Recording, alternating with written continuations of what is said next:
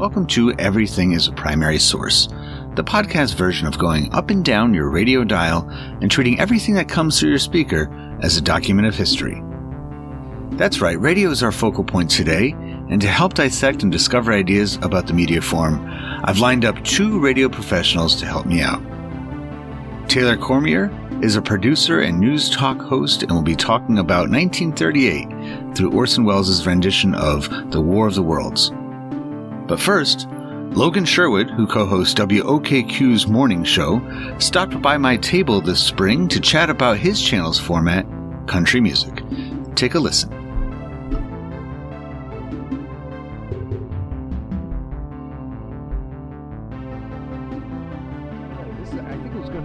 Guest for the day here at Prescott Park Podcast Karaoke with the Everything is a Primary Source podcast, and I'm so glad to have Logan from WOKQ. Yes. At 97.5, and I picked up one of your bumper stickers, and they look like they're from like the 80s. I love that the script on there. They're not changing that for anything. Why not? I don't know. Dude, it's funny because I actually I was the new guy who suggested, hey, why don't we do a rebrand? And they said, get the heck out of here. This is a tenured station over 50 years, so no, they weren't changing it whatsoever. The red, white, and blue logo is there to stay. That's going to be there, and it fits the bill. I mean, I think, and literally the bill, because you have it on your hat too. Oh, so this hat actually was in one of our sales person's office, and it was collecting dust. And you see how it has the green brim? Yeah. That's how you know it's old school. Legit. Like the green brims on ball caps is like super old school. So I took it and said, this is mine now. I can picture this like maybe 30, 40, 35 years ago, like a bunch of those hats probably at a table like this one. Exactly. Under a tent and like handing them out to people stopping by. So has OKQ been a country music station the entire run? Yeah, I think so. I say I think so, and if my boss heard me say I think so, she'd hit me. But yes, it has been. And you spotted on the table that so I have a bunch of artifacts. I call even pop culture stuff artifacts because that's what they are. A ticket from 1990, and they had a country music festival here in Prescott Park. Yeah, did it have a price on that thing? It did actually. And you don't see tickets like that. It's from Ticketmaster and everything. So not an exorbitant amount of money, but what I do for this podcast and even the karaoke style. What do you got? Yeah, by the way, I thought it was singing, so no, I'm not doing you that. can if you want. I use this method in my classroom. I have my students break down primary sources using these questions. But for today, AP History. I do take it. Did you take AP? I did take AP History. I teach AP History, so you got to go in like 5 minutes. So I'll make this quick. Why did they make a country music station in northern New England? Why did they make it? Yeah, why do you think country? Done. Too easy. New Hampshire and Maine, and parts of Mass, but really New Hampshire and Maine is country. Yeah. It is the blue-collared workers. It's the up at the crack of dawn and working until the sun's going down, and then having a cold one at the end of the night. I think New Hampshire and Maine really encompass what the country lifestyle is, and it's not just the type of music; it's a lifestyle. Yeah. I want to say he was either Jason Aldean or Luke Bryan. I want to say it was Luke Bryan who said that he can bring anyone onto his farm, and within 30 seconds he can tell if they're country or not. Right. And I think it's just that the willingness to work hard, and that's something that New Hampshire and Maine residents really do have. Yeah, I think it's probably just because it's been so associated with Southern culture over the years. In country western, you got the kind of like the epicenters of country music being Nashville and then in Texas. Yeah. And that seems, I think most people are like, well, it's Southern music. It's really not. But the message of so many of the songs and the style of music is universal. It just happens to be that a lot of the artists are from the South, but it's applicable up here just as much as anywhere else. I also think you're getting new artists breaking into country who, for example, Ed Sheeran, Post Malone, like they are not country artists whatsoever. Yeah.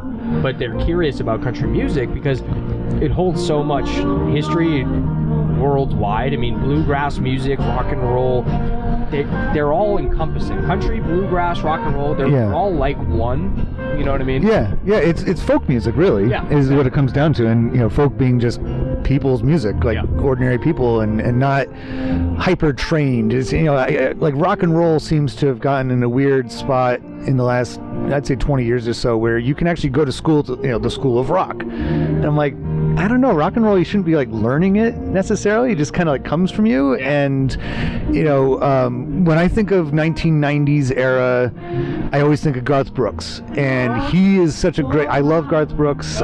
He seemed like he was having like, specials on NBC like every week back then in the early 90s. And because he wanted to go, well, first he wanted to play baseball, but he wanted to he was like, do I do rock and roll or do I do country? And it's like a lot of it had to be from where he was from, Oklahoma City, and like I'll do country. That's more my roots. But he definitely combined the rock and roll 100%. Concert into his concerts and his music. Yeah, country is absolutely not one genre of music. Right. There's so many different ways country music has gone and can gone. There's a lot of country music now, and in 50 years we'll be looking back at this time of country music and going, country music turned really poppy, right? Almost rap. I mean, there's like a rap country artist. There's a lot of crossover stuff. This is a really interesting type of country music, but ultimately, country music is just expanding, and artists are not practicing. They're putting into place crossover and experimenting, and I think that's awesome. It is, and you don't have to stay in one lane. I was following your Instagram when Taylor Swift came to town, Gillette Stadium. Yep. She started out as a country, that genre. Yes, we actually played Taylor Swift's music on our station first. That's right. First radio station. Did she come to the studio, or was it just being? I remember hearing kind of like legends of that, like stories of Taylor Swift showing up and playing live on the radio, but she is definitely not that. Thank you so much, Logan, for stopping by. Appreciate it. And we'll do this again sometime. That'd be awesome. Really cool stuff. Take care.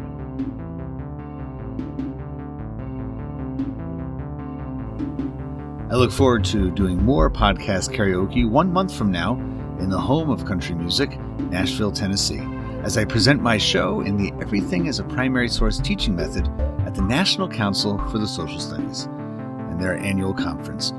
I hope to see you there.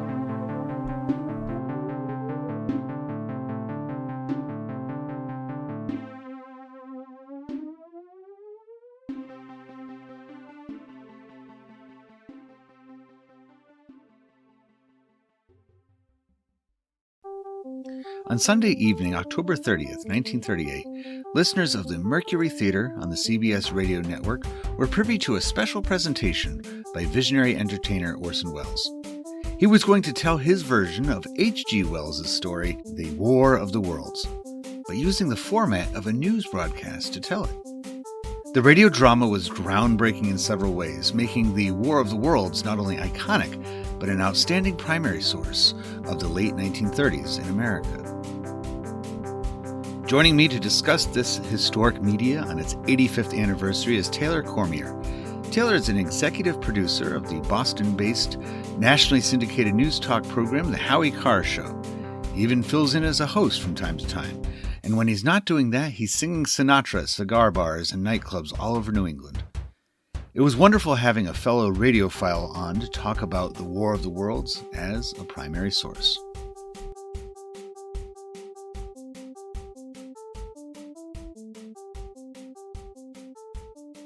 So, as an executive producer of a radio show, I think it's just perfect for the topic. Originally, we were going to be talking about the Honeymooners and Jackie Gleason because a few weeks ago, when you were taking over the hosting duties of the Howie Carr Show, you were talking with a lot of the callers about the Honeymooners and providing all sorts of great trivia and facts about them. And that's where I was listening. I was driving around. I was like, oh, I got to contact him right away because I think that would be a great time and place to talk about of, late 40s, early 50s, and that, kind of the birth of the sitcom.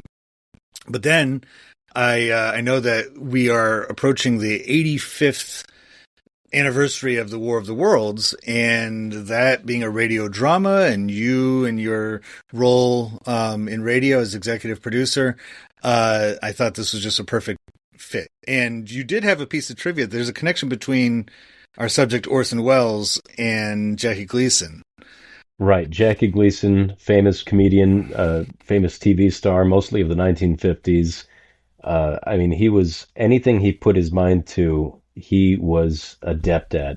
He was the master, be it sitcoms, film, music. He released dozens of albums of his own orchestrations. That's up for debate whether he was actually at those recording sessions or had anything to do with it, but I like to think that he did.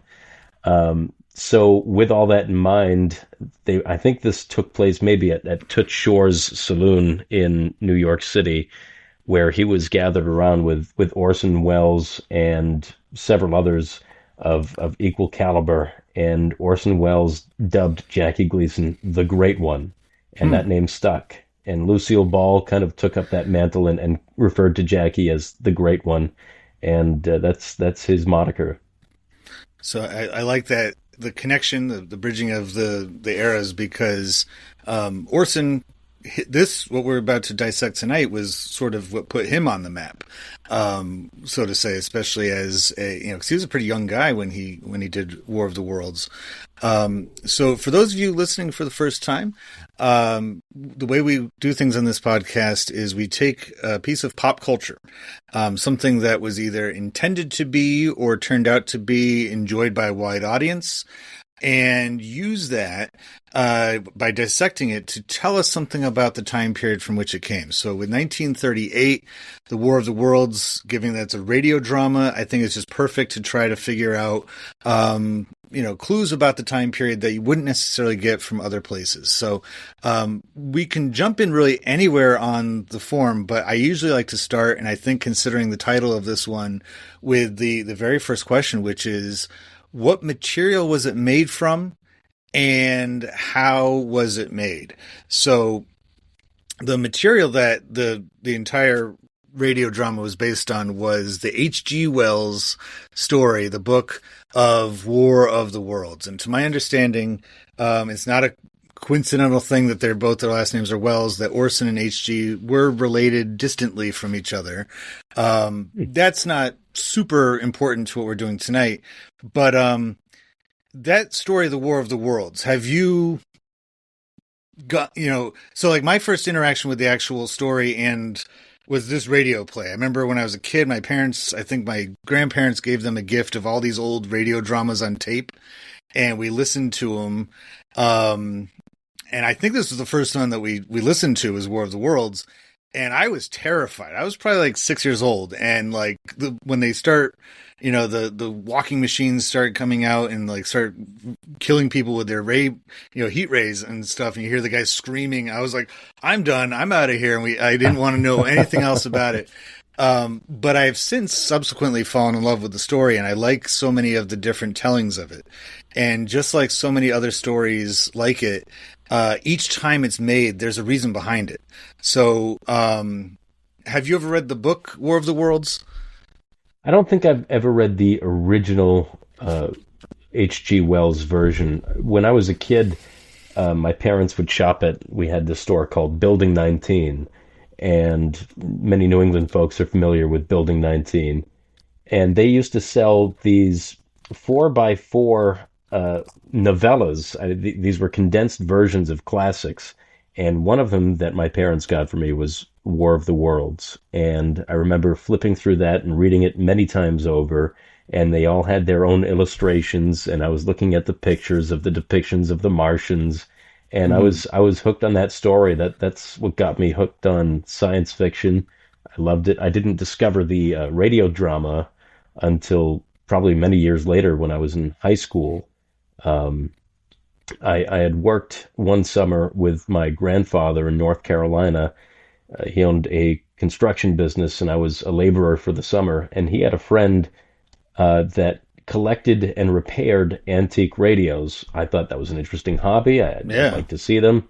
And I ended up purchasing one from him. And, when you buy an antique radio in working condition, you almost somewhat expect to get the same programming that it was Yeah. designed to receive, but you're getting, the pop music of today through that radio. So, I mean, it wasn't, or the AM talk, most of them were AM sets. So I went on my own and discovered a lot of these old time programs, the Jack Benny shows, Milton Berle, Red Skelton, and eventually stumbled across the world of radio horror. And of course, War of the Worlds reigns supreme in that category. So I listened to that in high school. I love what you said about that, because I thought the same way too. We inherited a big old radio set when years ago now, and I kind of had this idea it'd be kind of like a kinked up hose, that once you plugged it in, suddenly like all this music that it hasn't been able to play for years just came shooting out of it, and we'd have to like take our time to like catch up with it, like keep it on all the time just to let the years spill out. I listened to a lot of radio shows when I was in college, because I worked a job on campus cleaning pots and pans for one of the dining halls, and it was a late night job. So like Sunday nights I'd work, and the local NPR station, which was actually on campus, would play, they call it Theater of the Mind, and they would just play old, The Shadow. They would have that. They would play, comedies, but a lot of just everything. And some of them, I was actually surprised how late into the 20th century they were produced, like 50s, sometimes even as late as the 70s, that they were still doing radio dramas. And I know they put Star Wars on the radio. That was a thing after the movies had come out. And I just loved listening to it, because it kind of took me away from what I was doing. It wasn't the most glamorous job to be covered in, suds and grease and stuff like that. And I remember one time these older women that were working there, they're getting off their shift, and they saw me just kind of doing my thing, and the radio was playing, and they're like, "Honey, are you all right?" And I'm like, "Yeah, I'm fine. I'm just like enjoying this combination of like, I don't want to really listen to music right now. This is fun, just listening to, a couple hours of good theater of the mind. Like, I can invent the images in my head, and I don't need somebody to tell me what they are."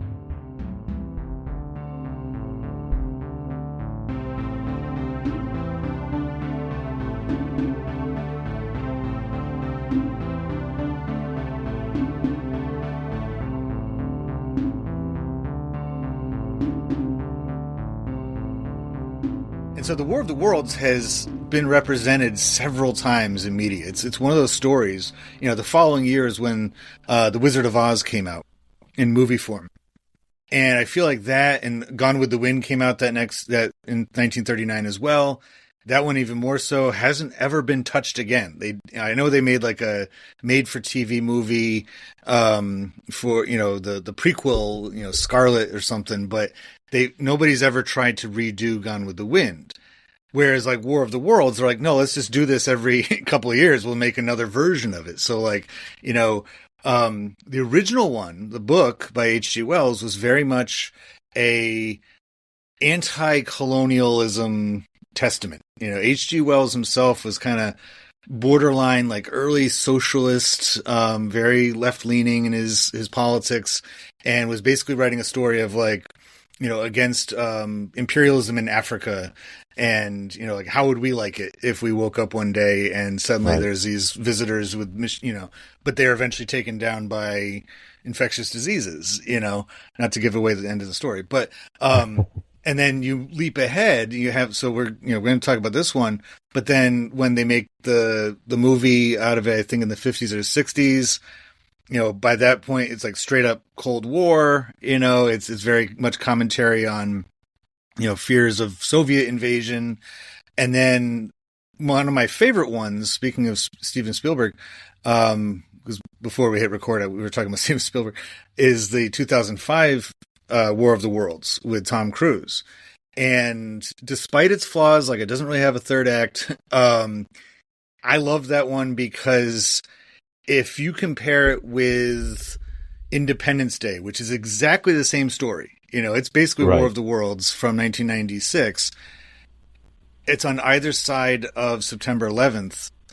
You know, the kinds of stuff they were doing with Independence Day became real on September 11th, and it was terrifying. So when you watch War of the Worlds, you know, and both movies are made after we know that there's not actually Martians. They don't really explain in War of the Worlds in 2005 which planet they're from, or if they're from another planet, whatever. And the way that they shoot that movie it recalls a lot of the fear that we were feeling on September 11th. You know, and in its aftermath of confusion, not knowing how to respond, you know, war on terror type stuff. And it's like, so this same story that was invented in the 1890s revisits us every so often. And with 1938, do you think that Orson Welles was in his mind thinking, I'm going to use this story, you know, the politics, the society, the world around us right now in 1938, does it show itself in his selection of this story to make a radio drama? I think there's an element to that. In 1938, Hitler is coming to power, and America is on the brink of, well, we don't really know what's to come, but we know that we're probably going to be involved somehow, whether we inject ourselves or somebody injects us for us. So there was a lot of angst about that. I would imagine that we would be invaded or thrust into something that we didn't technically really want to be a part of just yet. And we were also struggling to come out of the Depression era. I mean, this was Dust Bowl days where people were just scrimping and saving whatever they could just to survive. And it was, you know, they were just on pins and needles. You know, what is the world going to throw at us next before we are no more as a society or just as a family? People, I would imagine, were very individualistic in that way at that time, though there was a great sense of community throughout America, small town America. It was every man for himself kind of way. So for Orson Welles to come up with this dramatization and kind of modernizing it to the 1930s, just about the 40s, I think preyed upon a lot of the fears that people had at that time, that this was just one more thing that was going to break their backs. I gotta agree. I mean, I really think that's, you know, when he was kind of, you know, shuffling through stories to tell. And I think another dynamic of it is using the radio, because Orson Welles was, I mean, he became known as Citizen Kane was just a couple years later. So, I mean, he became a filmmaker too. I think his choice of saying, not only am I going to use War of the Worlds, but I'm also going to use the media, you know, the media form that most people, you know, I think, yes, the 1930s is the beginning of the golden age of motion pictures because they provided an outlet and a haven for folks during that time period. But radio even more so, because radio is affordable. It was everywhere. You didn't, you know, once you owned one, you didn't have to pay to listen to what was on. So it was, right. You know, provided people comfort and company. I mean, that's why Roosevelt used it throughout the 30s, you know, in his fireside chats, because he knew that was, you know, eventually what television became, you know, was going to be in everybody's home. So, you know, between maybe not having the ability to turn that story, that science fiction story, into a movie, you know, the technology wasn't quite there to make convincing effects perhaps, but also, hey, we're approaching Halloween. I want to maybe take this scary story and do something. Now, the how it's made, I still think it's ingenious, and it's been tried a few times since then, especially with television. Never really works, but it's ingenious to present it as a news broadcast. Why do you think that because the last 16 minutes of it are traditional radio drama. Do you think that also says something about going back to your idea of people just being like, I don't know what's going to happen next. Like this, I wouldn't be surprised because that's where they're going to fetch the information from. It's not going to be the newsreel at the Saturday matinee because that's only once a week. It's going to be, radio bulletin. So do you think that also, kind of marks it as period correct? Yeah, I do. That was the main way that people were getting information as quickly as possible. I mean, back then you had a morning and a late edition paper, but that was only the news that had happened up until, the paper hit the presses. So anything that happened after that, you had to wait till the next morning, unless the radio was able to provide some information in between then as this sort of bridge between those mediums. Yeah, he used that to a great advantage. I think he counted on people tuning in late. He had a very keen sense of his competition on the radio at that time point on a Sunday night, and he knew that people would be flipping around the dial and tuning in late after his disclaimer at the beginning saying that this was a dramatization. And he instinctually modeled his actors' performances after real news broadcasts, real news bulletins. Just in preparation for the podcast today, I was just listening to some other information, and one of the actors based his performance on the actual newscaster who was at the Hindenburg disaster, and that same timbre of his voice and that same reaction as he was describing the events that were taking place or supposedly taking place in Grover's Mill, New Jersey. He had that same presence and awareness that actual reporter the year prior had describing the actual events of the Hindenburg burning before him. Oh my goodness. So he probably, it's like reality was being fed in right into this production, that if that hadn't happened the year before and wasn't reported the way that it was, his mind might not have gone to let's make this at all or present it as a news broadcast. No, it was presented as a very mundane Sunday night broadcast of some no-name band that was playing in a hotel in New York City. And if you just wanted some easy listening, and nobody would fight over what style of music, this was something that everybody could get along to because it was very innocuous. That's what you turned on, and then you heard this flash come across the radio saying that this world famous astronomer has seen something on the planet Mars, and your ears perk up, and so you're jarred by this information, and you're not given any awareness. You're not in on the joke yet because you probably tuned in late yourself.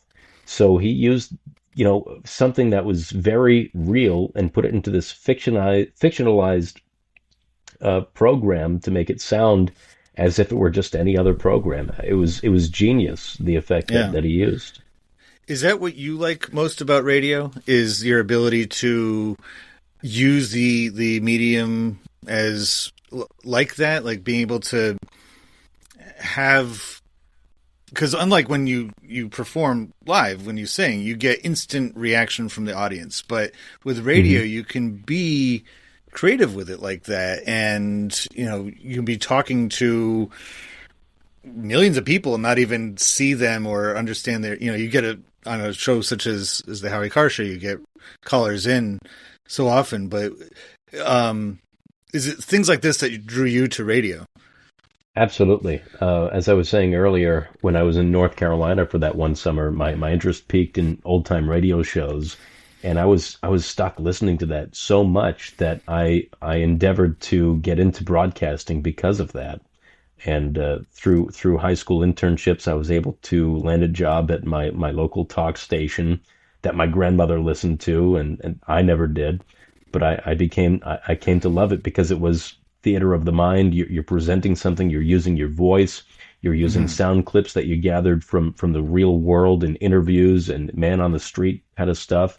And you're able to be imaginative and creative with it and present it the way you would want it presented, and convey a message that you wanted to convey to the listeners.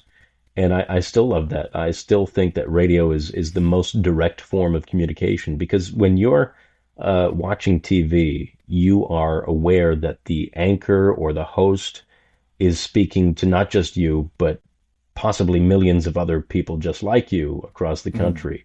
But when you're in your car or you're at home, you're listening and it's directly into your ears, and you have no vision except this person at a microphone speaking directly to you. It's a very intimate form of medium.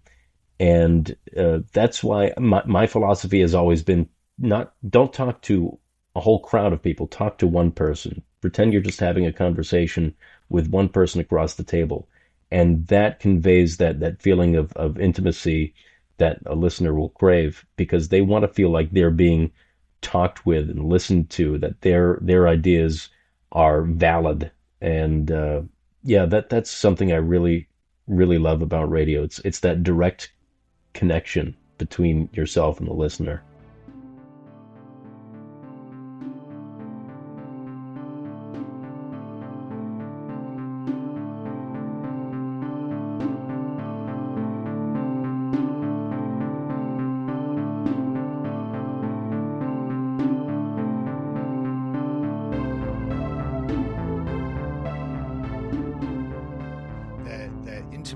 That close relationship, and people had that. It was much wider appreciated in 1938 than it soon became when the TV age took over.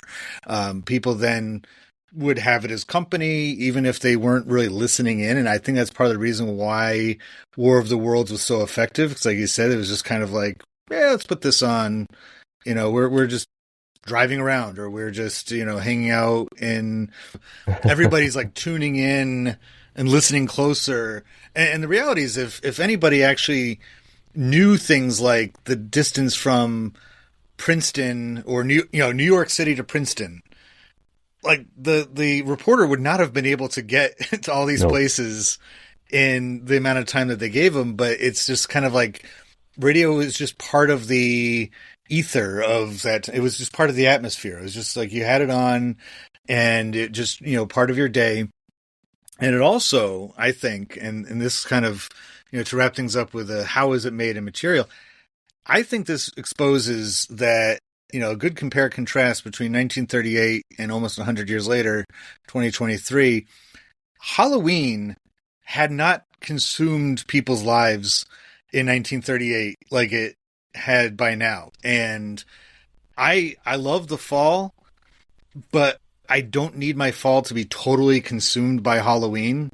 It's like, give me the last part of October, I'll give you that. That's Halloween time. But now it's like, once you start seeing one leaf change, suddenly everybody's like, skeletons and vampires everywhere, and like, don't even bother going to Salem, because it's just going to be mobbed, with people, doing hocus pocus stuff, and all that kind of. And it's like, I don't think that was the way in 1938. I think, 'cause like in 1988, Halloween was just like, oh, that's one day of the year, you just do that thing and then move on with your life. With any other big holiday, there was not as much commercialization back then that there is today. Like you said, this is probably brought up every year around this time, that spending on Halloween decorations is going to outpace spending on Christmas decorations. Yeah. That's a lot of people are very into Halloween, and it's their time to shine. I think that says a lot about the spirit of our collective society more than anything else. But it's weird. Yeah, I'm not a Halloween guy myself. I'm more a Christmas guy. Yeah, but and don't get me wrong.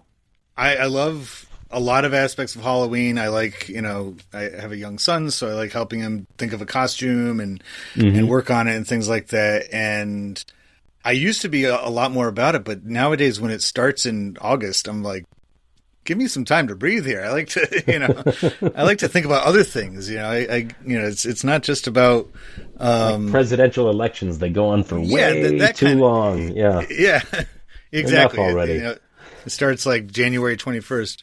And so, I guess that part of it can really kind of tell us the pace of life. Things were speeding up in the 30s. There's lots of evidence to point at that, as far as, the roadways were getting more congested. There was, speaking of January 20th, that in that decade is when they shortened the time from when a president's elected to when they're inaugurated, because they were afraid of that lame duck period where, we need to get things done. We need to make sure that, and that's, like Washington, D.C. started to grow in the 30s because the federal government was, pulling in more and more authority, and things, like I said, were just getting, we would consider them slow to today's standards, but for the, that time period, things were moving along pretty quick. And so, I think that this story kind of matches up pretty well with that idea as well. The next question is, and we can double up on this, who likely made it, and what was their status or role or status in society? Orson Welles didn't write the script, but he's the one that kind of dreamed it up and performed it. There's a gentleman by the name of Howard Koch, I think it is, Koch, who was the one who made the screen play, or the script for it. But let's talk just briefly about Orson Welles and where he was in that era. Late 30s, he's in his early 20s. This is what put him on the map, so to say, right? I mean, he was an entertainer. He was, trying to dabble in lots of different things. Do you think that in the back of his mind, he's like, this is going to put me in the spotlight?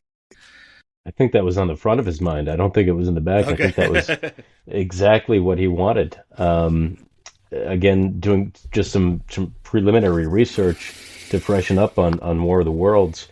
The Mercury Theater on the Air players, they didn't have a sponsor for their show. So they were probably worrying for their jobs in fear of getting canceled because they weren't bringing in any money. So Orson Welles, who was a huckster all of his life, I read a biography on him a few years ago, and he set out on his own as a very young kid. And he was selling paintings that he was doing, roadside paintings, for cash. He had no great artistic ability, but he would con people into buying his paintings. And that was the way he operated for the rest of his life. So I think that was very forefront. I mean, he even post 1950s 1950s Orson Welles, he had a lot of trouble with studio systems because he was famous for coming in over time, over schedule, over budget, but always had brilliant plans for his work. But the studios were losing money on him. So he had to come up with his own financiers and go to these very romantic, elegant cities and countries and talk to people of elevated status about getting financing for his films because none of the studios would do it for him. So I think this was kind of the first iteration of conning people into sponsoring his program and ensuring his future. And as fate would have it, Campbell's Soup came on as a sponsor a mere few days after the War of the Worlds broadcast because they saw the publicity potential and knew that people had Orson Welles on their map now, and they were going to be tuning in. So they were capitalists at Campbell's and took advantage of this wave of Orson Welles mania. Yeah. It seems like that kind of go get him, like nose to the grindstone type attitude gets lost a lot of time. So we think of the 30s, you think of the Great Depression, you think of the New Deal, you think of, all those kinds of like, turn to the state, they'll help you, like Washington, D.C. is your salvation kind of thing. Where the self-made man, the real like Renaissance man, just the capitalist basically kind of gets not covered in that era at all. But it's a very American thing, for pretty much the entirety of the history of the country is, I I haven't read the whole thing, and I'm going to butcher the guy's name. But the French author, or the French diplomat, I guess, who visited the country in about a century before the 1930s, so in the 1830s, and he wrote Democracy in America. That was his report about it. He basically identifies what makes Americans different from the rest of the world, at least Europeans, in that he's like, you can find in America, and he was really like glorifying it too and saying how great it is. He's like, you can find in America somebody who is a lawyer and also a shopkeeper and, a physician, and like does all these things and really wants to be the best they can be at each of those things. He recognized it with commerce on the high seas. He's like, a British sea captain, a merchant ship, might get the idea that, weather is not going to be good. So he'll skip, the port or whatever and, try to just, make up time elsewhere. And whereas the American is willing to go through the storm and make anchor and, and just like make it work basically, like, and really prove themselves as worthy of the business that they will get. And it seems like when we look back on the 30s, that kind of person doesn't really shine as much because it doesn't match the narrative of, everybody arm in arm together, let's get through this to, somebody like Orson Welles, who's like, I didn't know that thing about him making pictures on the side of the road, but I can see it, like him just be like, well, I'm just going to, like, I have paper, I have, something to draw with that's so industrious and, and so it's like, and given the time period also, if you wanted to be an entertainer, you had a couple of different avenues that you could go down, and each might prove to be your way to the top in that time period. It's it wasn't necessarily the movies. It wasn't or you could just dabble in each one of those things. And it seems like that was part of his status as well, is that he was willing to try his hand at all forms of media and just, see what he could make it on.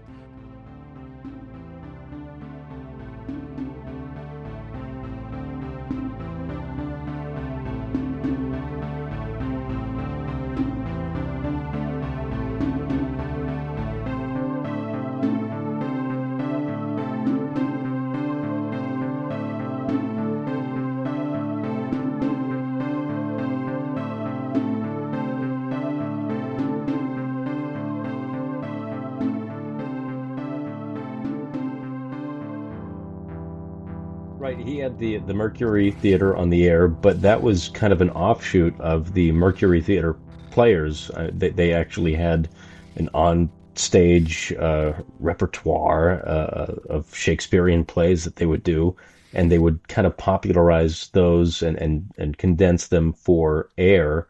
And but it's nice to listen to those, but I'm sure that it became kind of tiresome for a lot of the listeners out there that were yearning for something a little more modern. And so he developed with the help of Howard Koch this script. Almost said screenplay. There's no screens for it to be seen Right. on. But he was kind of an outlier, Orson Welles. I think he was very meta in the way he thought about things. He was always looking for this angle. I mean, he was kind of like a much more successful M. Night Shyamalan of his day, where he was always looking for this twist on how to distort your view and get you to look at something from a completely different angle. And again, that's something that he did throughout his entire career. There was this documentary that he did in the 70s, I believe. It's called F is for Fake.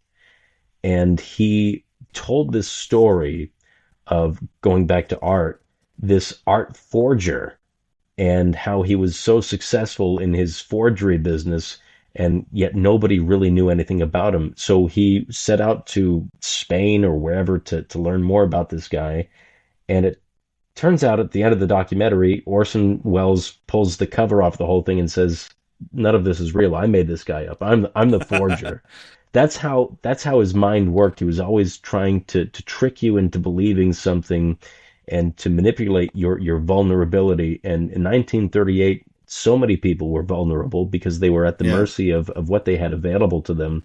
And again, one of those things was radio. Not everybody had a radio in their households, but usually somebody in the neighborhood did. And people were invited over for dinners and listening to the radio afterwards as entertainment.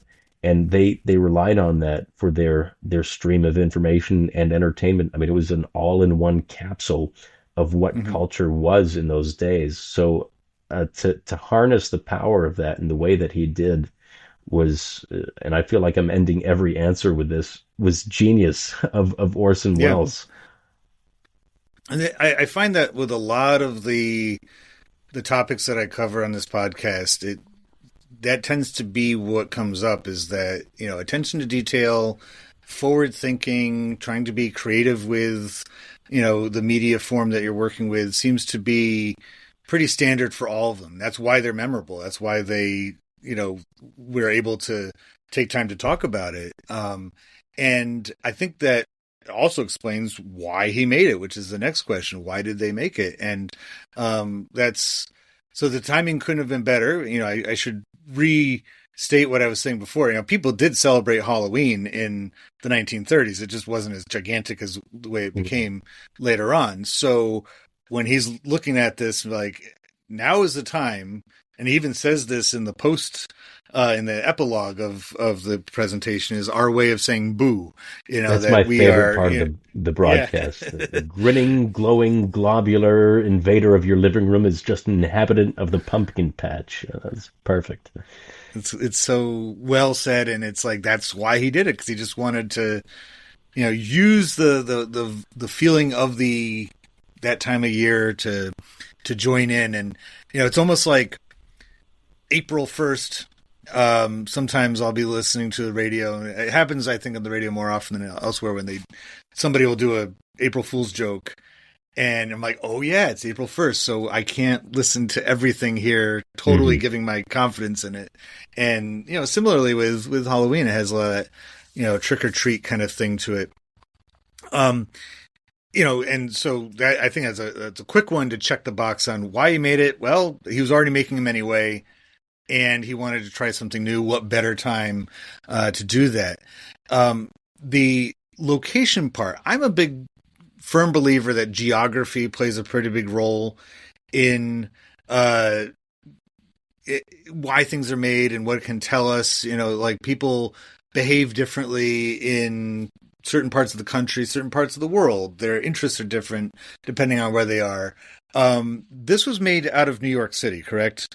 Yes, it was. Yeah, the CBS broadcasting building. And I'm not sure if it's overly stated about the panic that it caused. Some people said that, people committed suicide that night because they were so terrified of a Martian invasion. I don't know how much of that is true, or, if there was, people like fighting in the streets for the next, cab out of town or something. But if there was anywhere that you could be rest assured you were safe, if you tuned in late and didn't catch that opening, that, hey, this is just a joke, is in New York City. Because you're looking outside and you're like, I don't see any aliens crossing the East River. Like, what's this guy talking about? So it's like, but it seemed like everywhere else, they were everywhere else in the country, or wherever else they got the signal, they were at the mercy of, because they had no way of knowing. It wasn't like they had earth cams that they could just turn on and say, oh no, right, New York's fine. So I think that played to his hand once again, that he was able to make this authority sounding, this is the news, you're listening to the news right now. And people outside of, making up fictional Grover's Mills, which I always thought of the Sesame Street character when I listened to that. When I was a kid, I was like, what, that guy? Well, my understanding is Grover's Mills is a real place. It's a real town. It is? Okay. About 11 miles from Princeton, New Jersey. So, in writing the script, Howard Koch said he wanted someplace that was believable, someplace rural, that nobody's really heard of but sounds believable enough where you're going to buy the rest of the story. Johnny Carson used to say, you buy the premise, you buy the bit. Well, if you buy Grover's Mills is a real place and it's a small town that you've probably never heard of, but it probably does exist, you'll buy the rest of what we're about to tell you. So he had pulled out a map of New Jersey and just looked in proximity to Princeton, where Orson Welles' fictional character of this astronomer was supposed to be based out of. And wouldn't you know it, here's where the Martians landed, right nearby. Yeah. It just made for a convenient storytelling material so that they could advance the Martians into New York City with relative ease and surprise, the element of surprise. And if they had called it like Goofball Town or something like that, everybody would be like, nah, it's stupid. That can't possibly be real.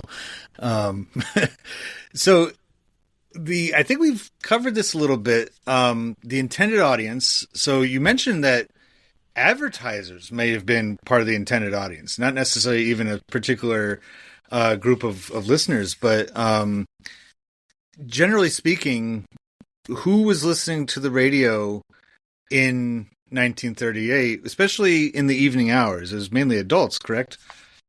Yeah, entire families. I mean, you had all kinds of programming on, and Sunday night, kind of a family night. It's more family-oriented programming. You're probably not getting all your murder mystery dramas on a Sunday night. You're getting maybe more comedy central programs or get Shakespearean or music programs. So yeah, you've probably got the whole family after dinner crowded around the radio in the living room listening.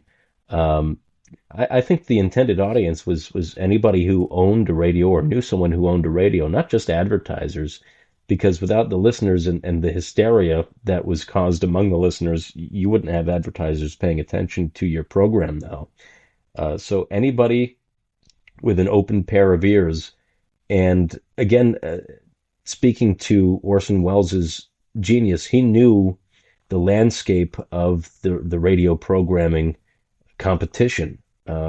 Also on the same time that night was this strange program of Edward Bergen and his Charlie McCarthy puppet. Now, who had the brilliant idea of putting a ventriloquist on the radio?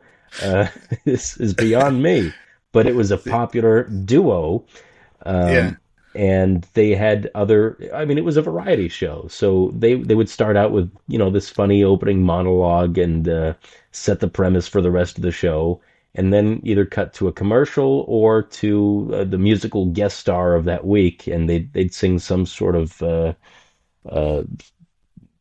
pretty innocuous song. And that's when Orson knew that people would be turning the dial to listen to something else while they waited for this song portion of the program to be over with.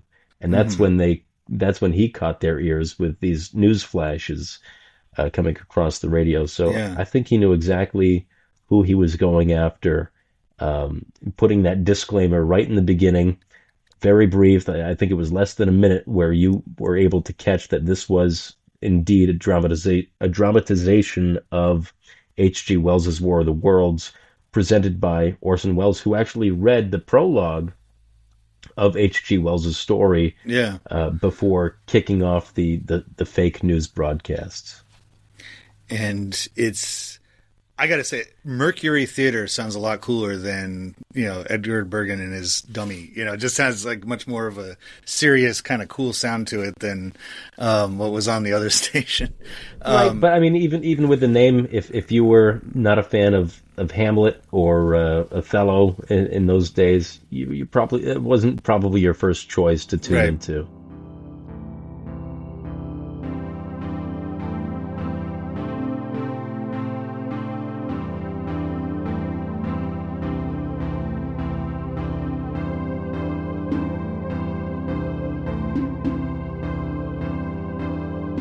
Fascination with visitors from other worlds hadn't established itself into the popular culture yet.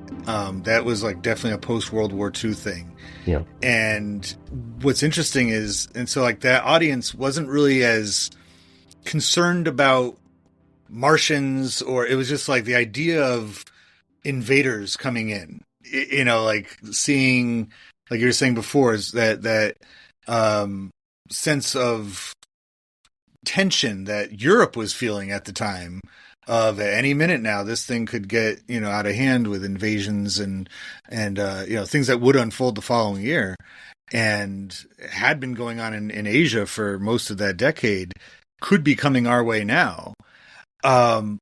So they could have really, I know that the original book says Mars too, but they really could have just put anything in there, and invaders from anywhere, and it would have probably caused similar reaction. But it shows something about kind of where aliens fall on our like meter of what we're afraid of and things like that, and how it fits. Because think about just a few weeks ago, they in Congress they basically said aliens are real and we have some of them. And nobody cares. Yeah, I'm like, I care, but nobody cares. Like, unless this is turning into like an Orson Welles thing too, of it was just a joke. Like, those are a bunch of people goofing off. But yeah, that's like it shows our relationship with how we perceive, I guess, our world, our what's around us, what we can control, what we can't control. Well, and you got to think in terms of 1938 as well. I think the general population's understanding of space was very crude. Yeah. I mean, the most outstanding part of the broadcast that I think I would have picked up on if I were listening to it in 2023, and they said that flashes from Mars have been seen, and then a mere few minutes later, they're crashing onto Earth. Wait, that takes months. That doesn't take a matter of minutes. That probably would have been unbelievable to me. But maybe back in 1938, just the astonishment of we're seeing stuff from Mars. That's enough to make you question what's to follow, where you're bound to believe whatever it is. Yeah, because, and I think people had already kind of adjusted their way of thinking to give a lot of faith and confidence to experts. Mm-hmm. They're like, yeah, that guy's a scientist, take his word for it. Sure, it's coming from another planet, and not, yeah, because like you said, it's a very, for most people, pretty basic understanding. Even for a lot of experts, there was not a clear, without putting anything up there to measure and to figure things out, it was a lot of theory going on, and not a big part of people's lives to question, what's this guy talking about? No, there's no way you can get from Mars to here in that amount of time. Do you think there's any other kind of behaviors or just general ideas that come with anything we haven't covered yet as far as dissecting War of the Worlds, that maybe any kind of subtext or things that were just kind of floating around during this production? I mean, as far as behaviors go, it really revealed how susceptible we are and how much at the mercy of our information providers we are. We're not the generators of information. We're the receivers. So whatever's put through that radio or through that computer screen or the television screen, if it's presented as fact, we're bound to believe that. And nowadays we have all kinds of different outlets where we can pick and choose what side of the facts we want to fall down on. Right. But back then it was just, I mean, it was like growing up. If you didn't have cable, you had 3 channels that you were able to rely on, your ABC, NBC, and CBS. That was the same thing with radio back then. You only had a very limited amount of channels to tune into or stations to tune into. So there were a lot more people listening and consuming this information, and it was something you relied upon day after day. And I think it probably woke up a lot of people after they got angry with Orson Welles and the Mercury Theater broadcast. They probably got angry at themselves for even falling for it in the first place. Right. This just readiness to accept whatever comes across, probably for that generation, made a lot of cynical skeptics. Yeah. Well, and it also, I think I remember reading that a lot of people turned to the FCC as well, which was like a lot of those federal agencies, kind of put in place after the fact, like after the innovators showed up and started using radio waves for communication, especially correct to the time period. There's a federal government saying, oh, we need to regulate. We need to make sure there's some kind of standard here. And that impulse in at least some of the population to complain to them about you being fooled, by this trickster, Orson Welles, also speaks to the time period too, that people didn't just be like, just move on with their lives, or like you said, turn to themselves. Well, and he knew that there were already kind of systems in place where you had to pause for station identification, and he purposely delayed that up to a certain point in the script, probably about 2/3 or 3/4 of the way through, so that he wouldn't break that tension, so that people would be on the edge of their seats. And by that time, he's figuring people are already out on the street, or they're not even paying attention anymore. Right. So he's fulfilling his obligation to these censors and the red tape, as it were, and kind of skirting around the rules a little bit, while still fulfilling his obligations. He knew what he was doing. But I'm sure I haven't looked into this specifically, but I'm sure there were a lot of new regulations put in place after this broadcast to ensure that something like this didn't happen again. Yeah, for instance, it did cause a panic. Yeah, it did. I don't think there were any suicides or murders or anything like that, but people were upset, and they sure some of them took to the roads and fled. But there was definitely mass hysteria.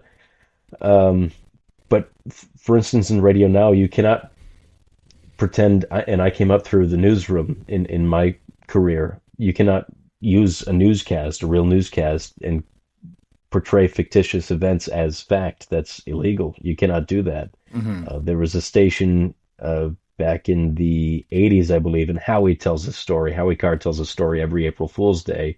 They pretended that the Blue Hills Reservation area just outside of Boston was an active volcano and had just erupted, and this sent a lot of people into a panic. One woman let all the horses out of her barn and told them to run for their lives. Yeah, yeah. Makes sense. Yeah. and that there's very little evidence of that broadcast left. I haven't been able to find it. If somebody has it and they want to send it to me, please do. But that station and those people in charge got into a lot of trouble for things like, and that happens every year. Some radio station tries to pull a prank, and it just goes wrong. But there's a lot of regulation around presenting fiction as fact, because they know what's happened before. And that I think brings us to a really good spot where I can just ask you about, because the title producer, you're an executive producer of the Howie Carr Show.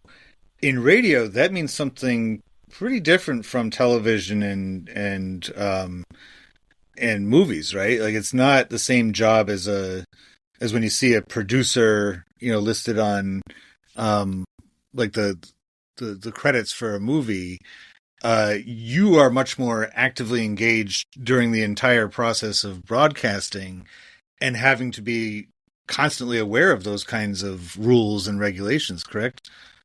Right. Yeah, you have to be kind of a filter, and you've got to be kind of the bad guy. If the host or another person on the crew comes up with an idea, you have to say, well, you can't really do that. There's this regulation, that regulation, and just a matter of ethics as well. But yeah, I'm involved in the entire process from start to finish. I'm in the office 9 a.m. and we're working through the day, what the news stories are, how do we advance this, how can we approach it, what guests can we have on to talk about it, what sound cuts do we need to get, where does everything need to be presented. And you can't just pick up any, because there's a lot of sources out there nowadays, and more often than not, they can be quite erroneous, and you have to do your own fact checking in real time to make sure, especially if you're already on the air and the host is hosting the show and you're behind the glass and you're trying to find anything new to to discuss or any breaking news, if something comes up and you're not sure if it's validity, you've got to censor yourself from printing that story out and running it in, saying, "Look at this unbelievable story." You've got to cross check and look for multiple sources. So you're kind of the last stop for information, whether it's true or false, before it gets to the air. So there is a lot of inherent responsibility there. Yeah. So coming up in a few months, if you suddenly get a news feed coming in saying that Martians have landed in New Jersey, you're going to be like, wait a minute. I've heard this before. Yeah. Exactly. Yeah. But yeah, considering the way things are, I think some people might be like, what? Especially if you put it on their phones in front of them. They might actually... I probably would a part of me would probably want to believe that it's true, because what else can go wrong? Right, like just add this to the list. It's right. It's very, Why not? We have that in common. Considering all your responsibilities and everything, I really appreciate you taking the time talking to me about this. And besides daily on the Howie Carr Show, which is not just broadcast in New England, you guys are on Newsmax, correct? So you can watch it as well? Yeah, we're on Newsmax streaming. We're on Rumble, rumble.com/The Howie Carr Show. Follow us on Twitter at Howie Carr Show, Facebook, any social media. Our Instagram page is doing well. So yeah, we're everywhere. People listen to us all over the world. It's incredible. I've been listening to it for years. It's just part of, I always think to myself, because being a teacher, my, schedule is usually such that I'm listening right at 3, but then I'll get home and I delight when I have to go back out and it's right around 5 o'clock, because, that's when the Chump Line's coming on. And that's for years has been like my favorite 10 minutes of, it's heartbreaking when I know when it's coming, when the comes up, and I'm like, that's the last one, because you hear the audio pipe back up a little bit. Yeah, you're like, that's the cast. That's a cast of characters in its own right too. There's regular callers with impressions of different political and pop culture figures calling, quote unquote, calling in and leaving their messages. It's those are mostly the same guy that's doing those impressions. Yeah. I love that. It's just kind of like an unofficial member of the show cast, so that's a lot of fun. I've gotten to meet that caller, and oh really? Sometimes he does a hate mail for me. We do a hate mail Monday session. Yeah. Whenever I fill in for Howie, I have to be very cautious of what I say, because I know it's going to be taken out of context. And it's become my wife's favorite feature of the show is this caller's hate mail for me. So when I met him, I made sure to get his autograph for my wife, because she's his biggest fan. That's so much fun. And again, radio is still, I think, it might have its own niche now in a way. But I mean, it's big. It's free. I mean, that's the biggest thing going for it. It's free. It's readily available, and I think the radio, if you're on top of what you're doing, you're trying to find a way to stay relevant to the many different outlets that we have available to us now. For instance, the streaming, it's non-negotiable. You've got to be streaming if you're terrestrial radio. If you're not streaming, you're dead. And a video component is helpful as well. Ours is not the most advanced. I mean, it's a pretty simplistic setup, but it provides the element that a lot of people like, which is you get to see who's talking and how they're making their gestures, and it just adds a whole new element to the show. So people really enjoy it. Yeah, I mean, I realize I'm taking part in making the competition for radio by making a podcast, but I still am. I like that little surprise you get sometimes. Like before the internet, you wouldn't know at all unless you met them in person what the radio personalities looked like. You just kind of like in your own mind, painted a portrait, and then when you did see them in person, you're like, "Whoa, you look totally different," than I thought. But nowadays with the streaming and a lot of live remote type things, it's like you get that. I don't want to say it's ruined, but it's just kind of like, oh, Now every time I hear you, I know what I'm looking Wizard at. of Oz, you're seeing the man behind the curtain. Yeah, absolutely. And another timely reference. So thanks again for joining the EPS podcast, where everything, including 1938's radio drama War of the Worlds, is a primary source. And we'll talk to you next time. Thanks so much, Eric.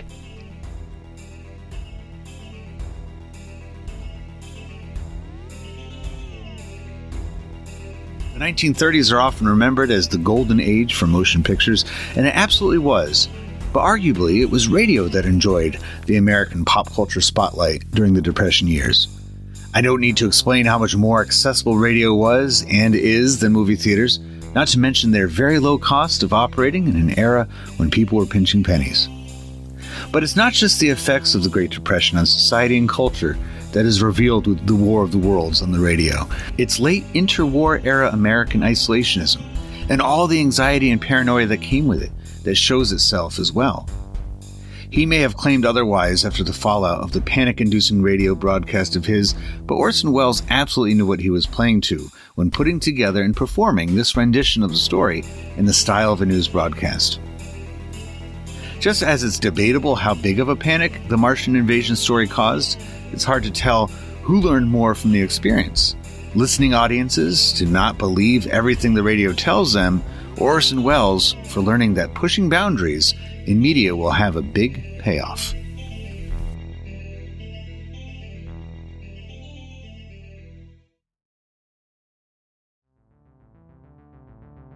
My guest for this episode can be heard every day on the radio.